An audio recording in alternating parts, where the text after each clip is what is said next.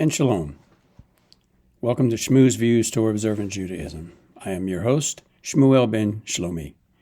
I want to welcome you to our YouTube and Rumble channels. Today's video is going to be a bit different. I have no real prepared text. I want to just kind of share some of my mental ramblings, if you will, some of my thoughts on topics that normally you won't probably find covered much in videos, Jewish teaching videos like this. But I've been thinking about this. Well, I've been thinking about this kind of stuff my whole life, but over the last, week or so, I've been, thinking about it, actually being woke up in the middle of the night, having thought about it evidently in my sleep. And I just wanted to, let my ramblings in and just, instead of putting them out on a keyboard, just put them out on the video. And I want to talk about the architect's creation, the holographic matrix. Now, that's something you won't hear a lot about, but at least not in the teachings of Judaism, traditional rabbinic Judaism. But there is a lot of teachings within Jewish thought about, and a lot of ideas within Jewish thought about this particular kind of subject. And it all begins in the very, very first few lines of the very first book in the Bible, called Genesis or Bereshit, and it's in the beginning, God created the heaven and the earth. In the beginning, God. If you've watched the quadrilogy Matrix films, there's a very interesting concept in those films, that we are living in a holographic matrix. And I've thought about that a lot. For those who don't know my background, I spent over 40 years in the field of medical physics. Not theoretical physics, but in the practical application of physics used in medical imaging and in medical therapies that deal with treating patients with cancer and other disorders, and how the practical application of physics in order for medical imaging and for treatments using monoclonal antibodies and things like this. But I have always been interested in and studied theoretical physics as well. I followed closely the lives and teachings and speeches by people like Brian Greene, who often would ask, does time actually exist? And we do know that from the most recent discoveries that in science and theoretical physics, studying black holes, we have come to learn that the nature of space-time has to be reevaluated. And then there are the teachings of string theory with the great physics minds of Stephen Hawking and Dr. Machio Kichu. And then there's my own make-believe physicist that I enjoy watching from time to time, Sheldon Cooper. If you don't know, if you remember him, if you ever watched that series, The Big Bang Theory. Also the new one out now that's called Young Sheldon. Well, in the latest episode of Young Sheldon, there was an interesting dilemma that Sheldon found himself in. He was teaching his next-door neighbor, who's in the 6th grade, and Sheldon is already in the universities. And he's only aged for 6th grade, 6th, 7th grade, but he's already in the university, so he's so intelligent. But his friend next door is having some problems, so he was tutoring him, with mathematics. And he was trying to explain zero to this young man. And this young man blew Sheldon away by saying, well, zero, if you can't divide by it, you can't multiply by it, you can't add and subtract from it, then zero must not exist. Well, threw the theoretical physics mind of Sheldon Cooper into a quandary, because he realized that zero does not exist, and yet it is the very foundation of all mathematics. So it was an interesting to watch him and the other physicists that gathered around him in the show, in that episode, as they hit their whiteboards and blackboards and their magnificent equations, and they all came to the same conclusion: zero does not exist, but we can't exist without it. And I found that very interesting. But then I also like looking at it from a Judaic perspective. I listen to people like Rabbi Manis Friedman, where he suggests that not only are we part of God's creation, we are created by God. And we're in God's creation. And we're co-creators with God, being made in the image and likeness of God. We are able to create as well. Whereas God can create something out of nothing, or something out of zero, if you will. We can take the remnants of God's creation and create things from that. I'm sitting in front of you right now on a computer. God did not create the computer. We did. We took the existing elements that God had already created, and we've turned them into many things: chairs, tables, rocket ships, you name it.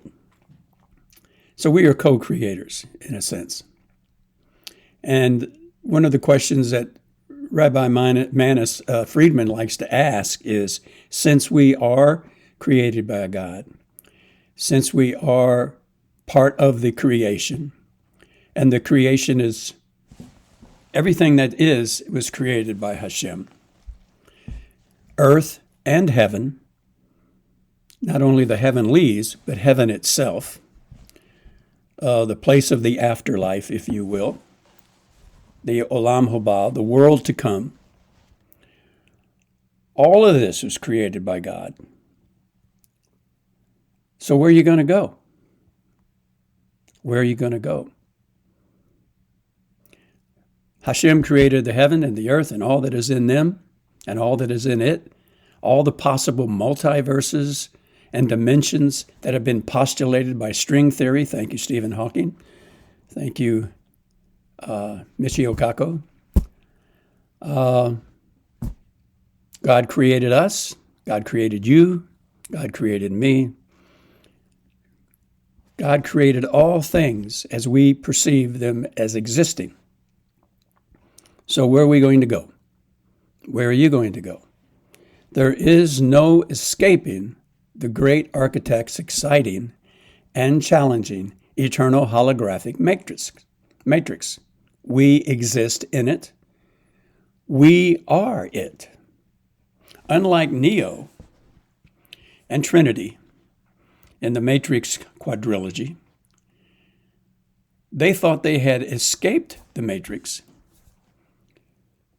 along with Morpheus and the others, but they were just in another realm of it. And if you watch the fourth film, which some people hated, I enjoyed it quite a bit, because it was only then that both Neo and Trinity came to realize that there is no escaping the Matrix, because the source, the architect, the creator, created them, and they are part of the Matrix. So that lends us to another question then. What is real? I think Morpheus in the first movie said, how do you define real? Well, from the perspective of the physical or objective, We have our 5 physical senses. We have our perception of seeing and hearing, smelling, tasting, and touch.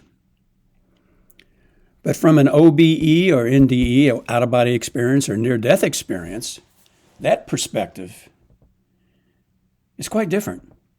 We're still in the matrix. We're still in God's hologram. We're still in God's creation. But our perception moves from the objective to the purely subjective. We still see without eyes, but in a 360 degree, if you will, of course, in the afterlife, there is no degrees. There's no straight, there's no circles, there's no back and forward, left to right. There's no time. Time is simply a creative value that we human beings have placed based upon our rotation around our sun. So time is relative, as the great Einstein once said. And another great man, William Shakespeare, I think, said, all the world's a stage, and we each have our part to play. But from an OBE or NDE perception, we hear without physical ears. We see without physical eyes. We touch. We can smell.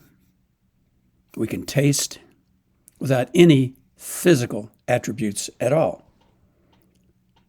So what's real?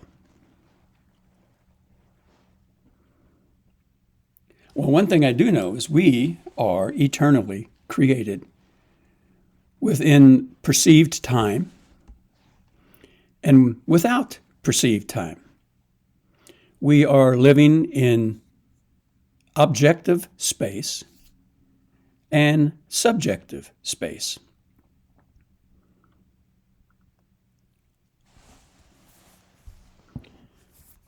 We are here and there and everywhere for one purpose: to experience the life that HaShem, God, Yod-He, Vav-He, the source, whatever you wish to name it, he, she. There is no such thing as he and she when you were talking about God. God's not an it either. God is. God simply is. Beyond our comprehension, but not beyond our knowing. That's another thing. On this side of eternity, we seem to learn. But on the other side of eternity, we know. I find that quite interesting. We can know here, too, if we put aside some of our objective perceptions and start listening to our higher self, our source within us, then we can know. Yeah, I know, I'm rambling on here. But these kind of mental acrobatics, I go through a lot, especially at night when I'm just lying there thinking about things. Sometimes I'll get woke up at 3 a.m. and evidently was thinking about them in my sleep. And then I have to run over to the computer and hit the keyboard and type some stuff out. And it goes beyond understanding sometimes. There is a lot about this life that I don't understand. But there's also a lot about life that I know. I didn't learn it. I wasn't taught it. But I know it. And that's true for you as well. So I hope you were able to bear with me as I just kind of openly rambled and shared some of my ramblings with you. Maybe we'll do this again on other subjects that I might find my mind rambling about. as I trudge through the wilderness of thought. But I hope that you have a wonderful day. And before we go, I'm going to ask you to subscribe to the channel, either here on YouTube or here on Rumble. Hit the like button, the notification bell, so you can be informed when we put up new videos. Hopefully my next video will be a little more structured, because I know most people like structure. I love structure as part of the creative process. But I also like the free flow of ideas and thoughts. That's also part of the creative process. So until next time, check us out on our website, Shmu's Views, Torah Observant Judaism. Also our Shmu's Views Locals community. You can contact us by email. We're on various social media platforms. You'll find all of those linked down below in the description of this video. So until next time, may you have a blessed, blessed day, and may God bless and keep you, make his face to shine upon you, and grant you his shalom. Bye-bye.